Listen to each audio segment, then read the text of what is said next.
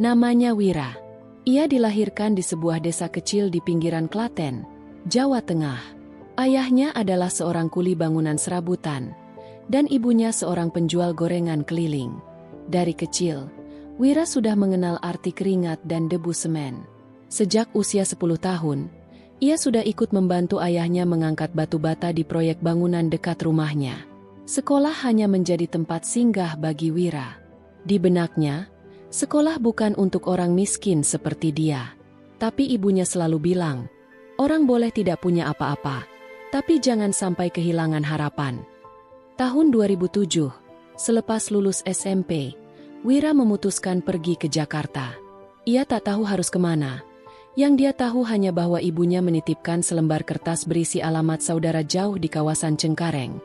Tapi sesampainya di terminal Pulau Gadung, hujan turun deras. Tas ranselnya yang hanya berisi 2 setel pakaian dan 1 potong roti jadi basah kuyup. Ia duduk berjam-jam di bangku tunggu terminal, menggigil, lapar, dan bingung. Hari pertama di Jakarta, Wira tidak bisa menemukan alamat yang dituju. Ia tersesat.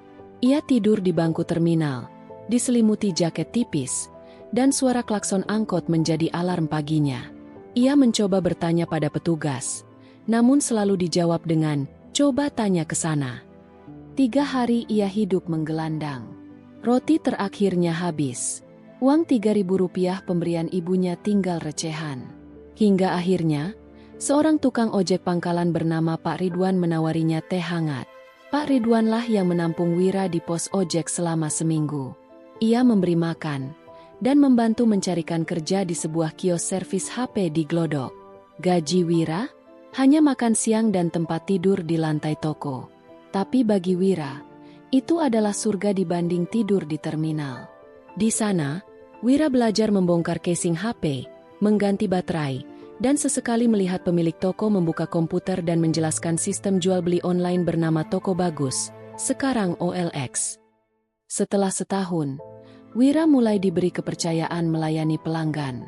Diam-diam, setiap malam, ia belajar dari buku komputer bekas dan bertanya pada teknisi lain. Ia mulai memahami dasar-dasar elektronik dan jaringan. Suatu hari, pelanggan datang membawa laptop rusak. Pemilik toko menyerah, tapi Wira bilang, "Boleh saya coba?" 3 jam kemudian, laptop itu menyala. Sejak saat itu, Wira jadi teknisi utama. Namun, tidak selamanya langit cerah. Pemilik toko bangkrut karena utang, dan toko ditutup. Wira kembali ke titik nol. Tapi kini ia punya keahlian, relasi, dan sedikit tabungan. Ia mulai menerima servis panggilan sendiri. Awalnya dari pelanggan lama. Ia naik angkot dari satu rumah ke rumah lain. Dalam 6 bulan, ia punya cukup modal untuk menyewa kios kecil di depan pasar. Ia menamainya Wira Tekno. Awal-awal sepi, tapi Wira punya trik. Ia memberi servis gratis untuk ibu-ibu guru TK dan pensiunan. Lalu mereka menyebarkan kabar. Dalam setahun, Wira Tekno mulai ramai. Ia jual beli laptop bekas, servis printer, bahkan memasang CCTV. Pelanggan mulai datang dari toko-toko grosir dan sekolah.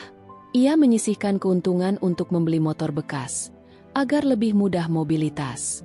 Tahun 2013, ia mulai mengenal marketplace. Ia belajar upload produk ke Tokopedia dan Bukalapak. Laptop Secont yang biasa dijual Rp1 juta di kios, bisa laku Rp1,3 juta di online. Ia pelan-pelan paham, digital adalah masa depan.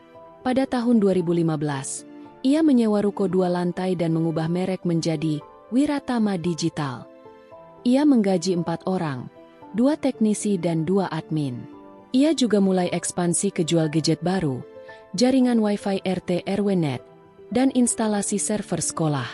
Ia ikut pelatihan-pelatihan gratis dari komunitas IT di Jakarta. Tahun 2017 adalah tahun terberat.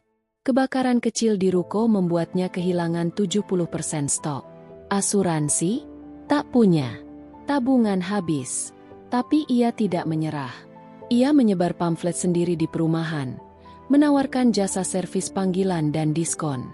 Ia kerja siang malam, sampai istrinya bilang, Kamu bukan sedang membangun bisnis, tapi membakar tubuhmu. Tapi Wira hanya tersenyum.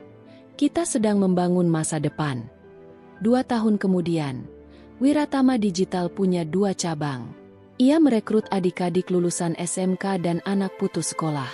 Ia ingin mereka tidak mengulang jalan berat yang ia lalui sendirian. Ia bahkan membuat program, belajar servis gratis untuk pemuda pengangguran. Banyak yang kemudian membuka usaha kecil mereka sendiri. Hari ini, tahun 2025, Wira tinggal di rumah sederhana tapi nyaman. Ia masih datang ke toko setiap hari, masih menyapa pelanggan sendiri. Ia tidak punya mobil mewah, tidak pamer kekayaan di media sosial. Tapi ia punya sesuatu yang lebih mahal, harga diri, dan hidup yang bermakna. Ketika ditanya apa rahasianya, Wira selalu menjawab, "Kalau kamu tidur di lantai terminal tanpa uang, dan masih bisa bangun besok paginya untuk terus jalan, artinya kamu lebih kuat dari yang kamu kira." Jangan pernah remehkan tekad orang kecil.